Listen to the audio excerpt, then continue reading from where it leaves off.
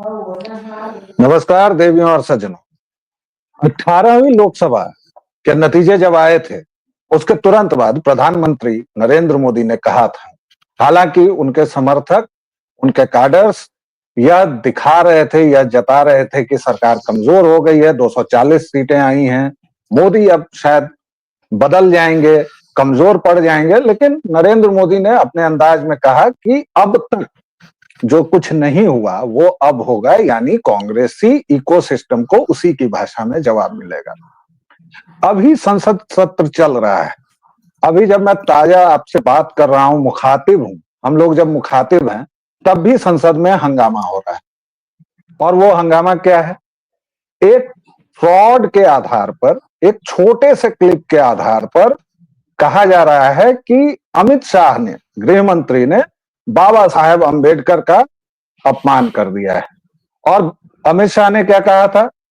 Coat, ये लोग जो लगातार अंबेडकर अंबेडकर अंबेडकर अंबेडकर 5 बार अंबेडकर का नाम जपते हैं, ये लोग अगर उतना नाम भगवान का लेते तो इनके 7 जन्मों के पुण्य सफल हो जाते। और ये सब उस संसद में हो रहा है जहां नेता प्रतिपक्ष कभी सोए पाए जाते हैं, कभी किसी को आंख मारते पाए जाते हैं। जब बयान दे रहे थे गृह मंत्री, तो वो राज्यसभा में बयान दे रहे थे, भाषण दे रहे थे, वो ऑन द रिकॉर्ड है। लेकिन 16 सेकेंड की एक क्लिप काटी गई। क्लिप कटुओं का राज है। और उस क्लिप के आधार पर पूरे देश में जगह जगह प्रदर्शन किए गए, देश को जलाने की धमकी दी गई। और ये धमकी किसने दी? उस व्यक्ति ने जो खुद एक दलित परिवार से आते हैं, जिनके परिवार को रजाकारों ने पूरी तरह जला दिया था। ये बयान मल्लिकार्जुन खड़गे दे रहे हैं।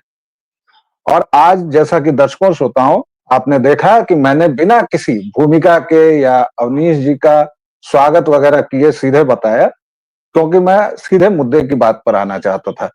अवनीश जी, आपका बहुत बहुत स्वागत है। भाजपा का रंग पिछले 3-4 महीनों से बदला हुआ लग रहा है, क्या कहेंगे आप?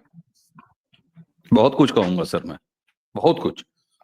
सबसे पहले अपनी पीठ थपथपाऊंगा खुद, क्योंकि मैंने बड़े बड़े विचारकों को, बड़े बड़े विश्लेषकों को ऐसा कहते हुए बार बार सुना है कि जैसा मैंने कहा था, जैसा मैंने बताया था। सर, मुझे इस बात का गर्व है कि प्रधानमंत्री जी ने 240 सीटें अर्जित करने के बाद 18वीं लोकसभा के पहले भाषण में, जिसका जिक्र आपने भी किया, पहले भाषण में राष्ट्रपति के अभिभाषण पर धन्यवाद चर्चा में बोलते हुए नरेंद्र मोदी ने तीसरे टर्म के पहले भाषण संसद में कहा था। बहुत कुछ बोला था, सबसे लंबा भाषण था। लेकिन एक चीज उन्होंने बोली थी जिस लाइन को मैंने बड़ा सहेज के रख लिया था अपने पास, कि कांग्रेस के इकोसिस्टम को उसी की भाषा में जवाब दिया जाएगा। मैंने इस लाइन को वहां से सहेजा था। और मुझे लगता है कि 150 बार तो मैं यत्र तत्र सर्वत्र अपनी बातचीत में इस बात को बार बार कोट करता रहा। मुझे अपनी पीठ थपथपाने का मौका इसलिए मिला कि ये शुरुआत अब एक अच्छी गति पकड़ते हुए दिखाई दे रही है। संभवतः 2014 के बाद लोकसभा हो चाहे राज्यसभा हो, यानी कुल मिला के संसद के दोनों हाउसेज हो, वहां पर भारतीय जनता पार्टी और एनडीए के साथी वो सत्ताधारी दल, धीर, गंभीर और नरेंद्र मोदी वाली छवि इसके साथ चलते हुए दिखाई दे रहे थे। लेकिन ये जब से 18वीं लोकसभा आई है, उसके बाद ये गियर में शिफ्ट हुआ है। और अच्छी बात यह है कि इसका संकेत सबसे पहली बार प्रधानमंत्री ने खुद दिया। हमारे यशस्वी प्रधानमंत्री ऐसे हैं कि अगर गुल्ली डंडा के मैच का, किसी टूर्नामेंट का उद्घाटन करने जाएं तो सबसे फ्रंट पर उतर के सबसे पहले खिलाड़ी होते हैं। फुटबॉल अगर हो तो उसके खिलाड़ी होंगे।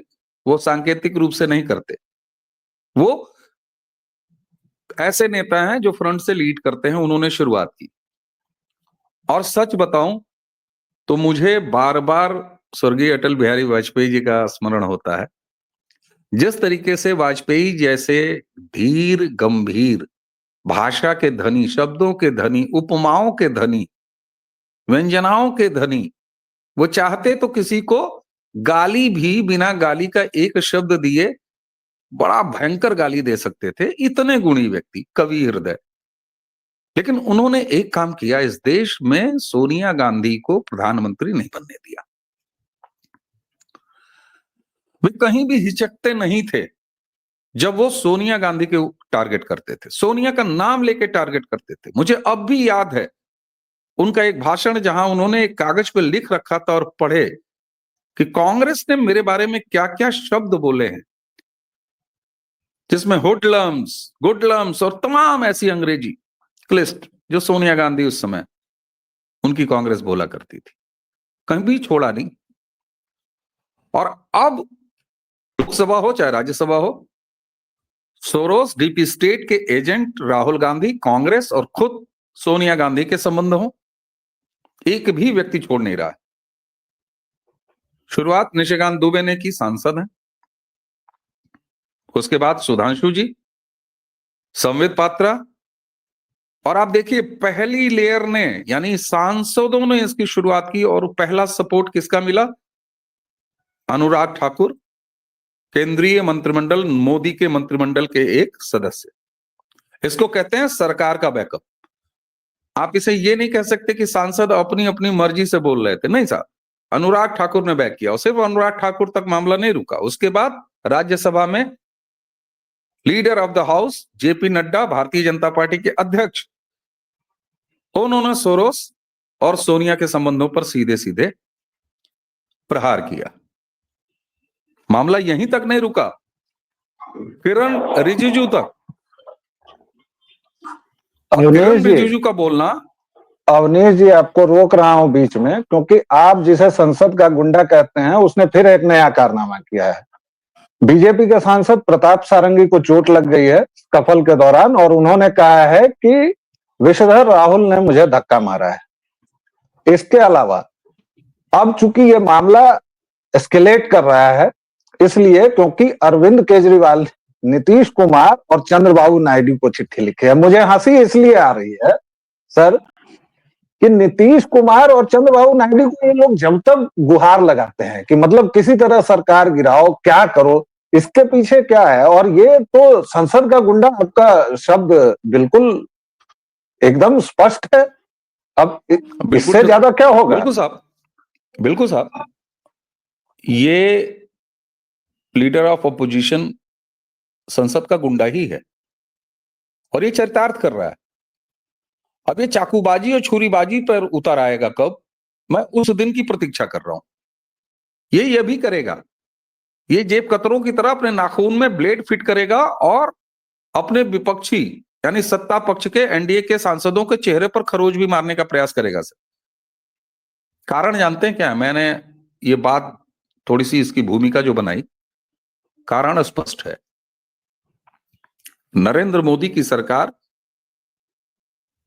सही समय पर सही चीज करने और बोलने के लिए जानी जाती है और सरकार के लेवल पर इतने ऊंचे, जहां प्रधानमंत्री अंबेडकर पर 16 मिनट की एक फर्जी क्लिप को लहरा के कांग्रेस ने जैसे ही खेल खेला, जरा वो अटैकिंग मोड देखिए भाजपा का। प्रधानमंत्री प्रकट होते हैं, आधा दर्जन ट्वीट एक्सपोस्ट पे उसी विषय को लेकर, पूरे दिन भारतीय जनता पार्टी का छोटा से लेके बड़ा ट्विटर हैंडल तक इस पर लगातार पूरी क्लिप शेयर करता रहा, बोलता रहा। मैं तो इतने से ही निहाल था कि हा क्या इकोसिस्टम को जवाब दिया जा रहा है।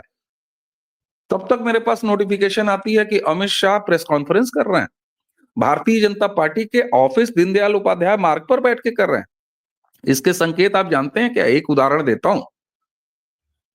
जॉर्ज सोरोस और सोनिया गांधी और राहुल गांधी के संबंधों पर भारतीय जनता पार्टी के उसी कार्यालय में बैठ के, उसी पीसी हॉल में बैठ के संबित पात्रा राष्ट्रीय प्रवक्ता ने जब प्रेस कॉन्फ्रेंस किया था, तो एक पार्टी जब ऑफिशियली प्रेस कॉन्फ्रेंस करती है तो इसका गंभीरता क्या होती है ये सिर्फ बताने के लिए उसका जिक्र कर रहा हूं।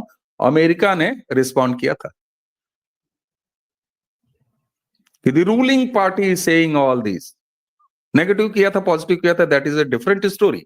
लेकिन ये गंभीरता आप समझे, संसद के अंदर सांसद, खुद प्रधानमंत्री, गृह मंत्री और पूरी की पूरी पार्टी, इसने ऑफिशियल स्टैंड लेके रखा हुआ है हर मामले में, चाहे वो सोनिया के सोरोस से व्यक्तिगत संबंध हो, चाहे उसके फंडेड न्यूज पोर्टल का संबंध हो, चाहे राहुल गांधी की देशद्रोहिता हो, चाहे कांग्रेस की देशद्रोहिता हो। और अब यह मामला संसद में अमित शाह जी के भाषण को 16 मिनट की फर्जी क्लिप में तब्दील करके ये जो झूठ और फ्रॉड बेचा है कांग्रेस ने, इसकी गंभीरता मैं आपको बता रहा हूं।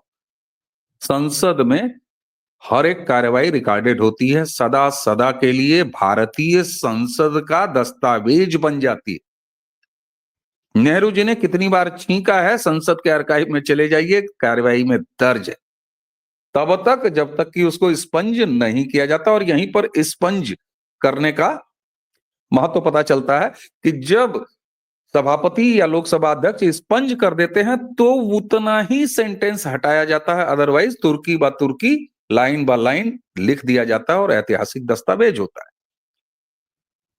अमित शाह ने राज्यसभा में जब भाषण दिया वो संसदीय कार्यवाही का हिस्सा है, और देश की संसद, वह भी उच्च सदन, उस समय गृह मंत्री के बोले गई किसी बात को फर्जी तरीके से प्रचारित करना, मैं वकील नहीं हूं लेकिन इतना जानता हूं, कानून का छात्र नहीं हूं लेकिन इतनी समझ रखता हूं कि यह एक संज्ञेय अपराध है, बशर्ते कि इस पर कोई एफआईआर इनिशिएट कर दे। और कल अमित शाह जी ने अपनी पीसी में कहा कि हम कानूनी विकल्प तलाश रहे हैं। स्पष्ट है कि भारतीय जनता पार्टी अब सिर्फ मुंहतोड़ जवाब ही नहीं, बल्कि सारंगी जी अगर 307 का मुकदमा कराएं राहुल गांधी के ऊपर, तो मुझे कोई आश्चर्य नहीं होगा, जिस तरीके से अभी आपने अपडेट दिया है कि उसने धकेला है।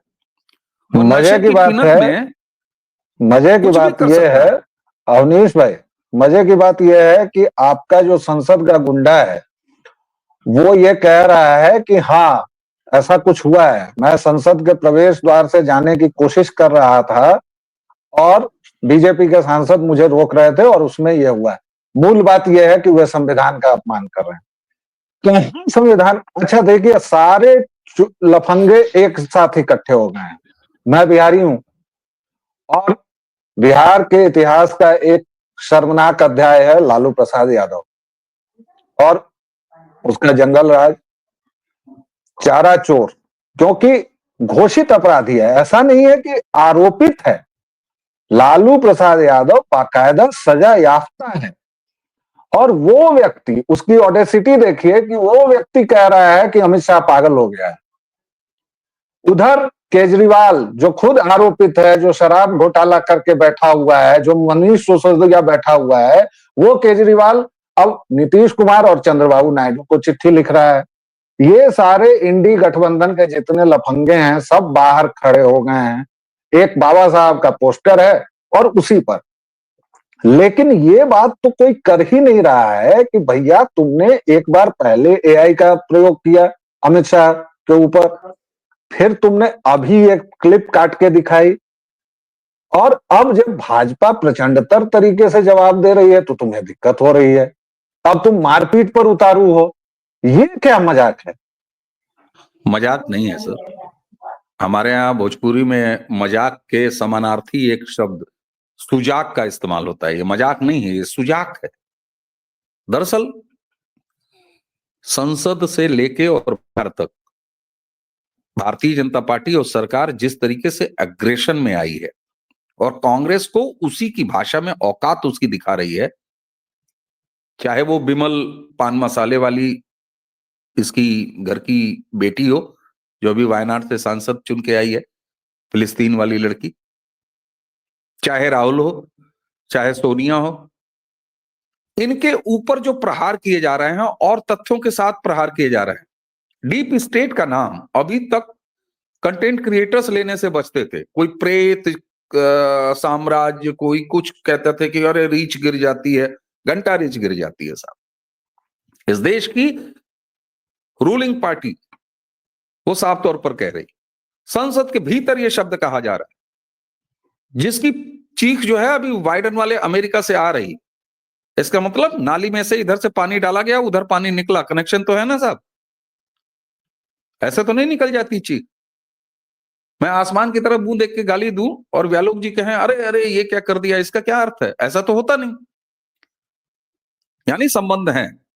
सोनिया अभी तक चुप है, राहुल अभी तक चुप है, संसद में इनका मुंह बंद रहा। जिस संविधान की चूरन वाली किताब लेके ये सब टहलते रहे, नरेंद्र मोदी की वो सरकार पहली सरकार है इस देश के इतिहास में, संविधान सभा के बाद लोकसभा में संविधान पर बहस करा के बैठ गई।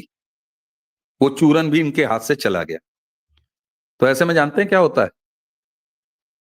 बारात वाले फूफा याद है आपको? बाकी सब ठीक था, वो साला जो बाद में गाजर का हलवा लिया ना हम, तो वो गाजर हलवा जिस पत्ते में दे रहा था, जिस प्लेट में, वो प्लेटों का क्वालिटी ठीक नहीं था, और उसी पर हंगामा कूद देना। मैं किसी जेंडर का अपमान नहीं कर रहा हूं, लेकिन कुछ नाटकी पात्र महिलाएं भी होती हैं ऐसी जगह। पूरा बारात और सज रहा है, सब लोग हंसी खुशी हैं, ये वो नाचने का मौका आ रहा है, तब तक अचानक वो कहेगी हमारे सर का एक क्लिप गायब हो गया, मिल ही नहीं रहा है, और फिर अचानक उसी पर भी तंडा फैला दे। अंबेडकर के 16 मिनट की उस क्लिप को, अमित शाह के उस क्लिप के फ्रॉड पन्ने को क्रिएट करना स्क्रिप्टेड था। क्रिएट करने के समय ही इसकी पूरी तैयारी जो आप देख रहे हैं, धक्का मारना और अंबेडकर की फोटो लेना, बाहर घूमना, ये सब स्क्रिप्टेड था, पहले से तैयारी थी। इसलिए इस नाटक को खेला गया है केवल इस बात से कि कम से कम पिछले 24 घंटे 48 घंटे इस देश का मीडिया, हम लोग बैठ के इस पर बात करें। तो अभी तक दरअसल कांग्रेस के पास अब कोई जवाब नहीं रह गया है। इस तरह के मुद्दे, thanks to social media, thanks to information की जो बाढ़ आई हुई है, आरक्षण समाप्त कर देंगे जैसी चीज को जिस तरीके से घुमाया, और मुझे अफसोस होता है कि उस पर अमित शाह ने और भारतीय जनता पार्टी ने एफआईआर नहीं कराई। इस केस में एफआईआर हो जाएगी, 2-4 एफआईआर हो जाए, 2-4 कार्रवाइयां हो जाएं, इन सस्ते लोगों के दिमाग सही हो जाएंगे, मैं आपको बता रहा हूं। और रही कार्रवाई तो बहुत जरूरी है। संसद वाले गुंडे की संसद में गुंडई, सर मौसमों के आने में, मौसमों के जाने में और गिलास टूटेंगे इस शराब खाने में।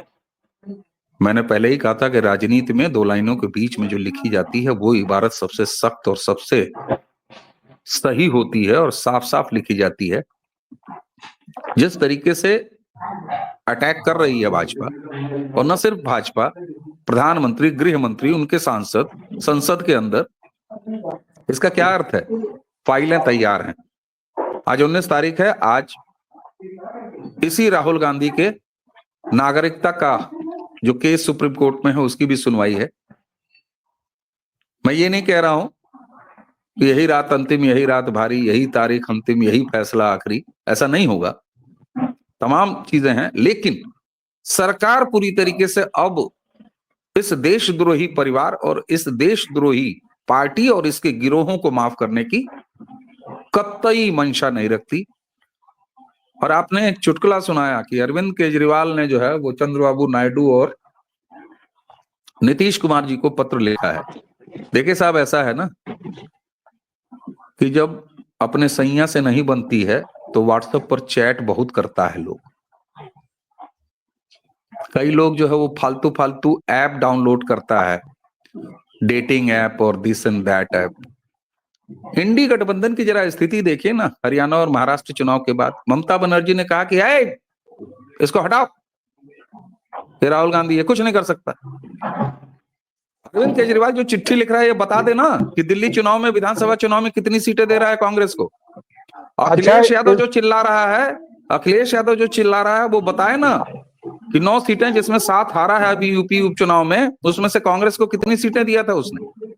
फारूक अब्दुल्ला और उनके पुत्र उमर अब्दुल्ला जरा बताए ना कि जम्मू कश्मीर में जो उनके अलायंस के साथी थे कांग्रेस के कितने मंत्री हैं। कौन स्वीकार कर रहा है कांग्रेस को? न इस देश स्वीकार कर रहा है और न खुद उनके इंडी अलायंस के गिरोह स्वीकार कर रहा है। तो ऐसे में जब अंदर ही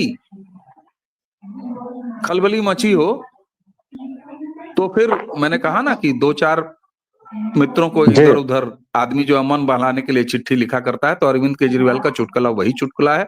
रही बात यह कि यह स्थापित होता जा रहा है और ये सामने देश के आ रहा है कि संसद में वाकई कांग्रेस के टिकट पर चुन के एक गुंडा गया है, एक मवाली गया है,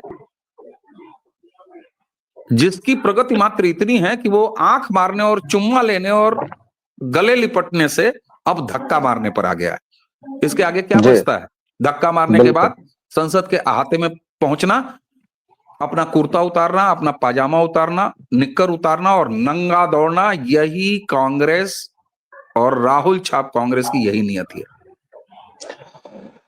और दर्शकों, कार्रवाई जरूर होनी चाहिए ऐसे लोगों पर, क्योंकि इतना वैल्यूएबल जो हमारा दिया हुआ पैसा है उसको ये जिस तरह से, और मोदी सरकार ने बावजूद इन सब बाधाओं के, आप अगर संसदीय रिकॉर्ड देखेंगे तो शायद मोदी सरकार ने सबसे ज्यादा संसदीय घंटे काम किए हैं। तो आप समझिए कि एक तरफ पूरा विपक्ष है, जो सो कॉल्ड नेता प्रतिपक्ष है वो मवाली है, और उसकी शैडो कैबिनेट लफंगों की है, और उसमें वह व्यक्ति लगातार जिस तरह से कर रहा है, एक के बाद एक जो घटनाएं आ रही हैं, अगर सरकार एक दो पर कार्रवाई नहीं करती है तो इसका परिणाम बहुत बुरा होने वाला है। अभी एक नया नाटक शुरू किया है इन्होंने कि विषधर राहुल नीली टी शर्ट पहन के पहुंचा है संसद, और प्रियंका गांधी नीली साड़ी में पहुंची है, प्रियंका वाड्रा, सॉरी। अवनीश भाई, आपने हमसे विस्तार से बात की और इस मुद्दे पर, मसले पर बहुत गंभीर जानकारियां दी। इसके लिए आपका बहुत बहुत धन्यवाद। दर्शकों, फिलहाल इतना ही। अभी लेंगे एक छोटा सा विराम, अगले वीडियो में फिर मिलते हैं। तो बोलिए प्रेम से जय सिया राम।